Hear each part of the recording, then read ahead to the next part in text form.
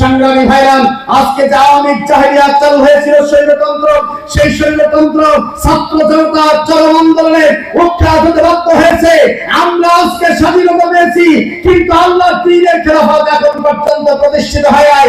এই বাংলার জমিনে যতদিন পর্যন্ত রাসূল যে খেলাফতের দায়িত্ব নিয়ে এসেছিলেন, সে দায়িত্ব ততদিন পর্যন্ত প্রতিষ্ঠিত হবে না, ততদিন পর্যন্ত জামাত ইসলামের প্রত্যেকটি নেতা কর্মী তাদের জীবনের শেষ রক্তবিন্দু দিয়ে হলেও বাংলার মাটিতে আল্লাহর খেলাফত কায়েমের জন্য কাজ করে যাবে। ঠিক কিনা বলেন?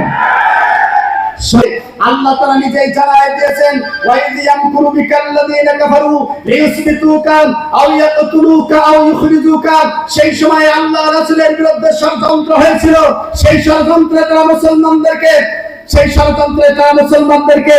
জেলখানার ভিতরে পুরানোর ষড়যন্ত্র করেছে, আও ইয়াকতুলুকা তাদেরকে হত্যা করার ষড়যন্ত্র করেছে, আও ইখরিজুকা তাদেরকে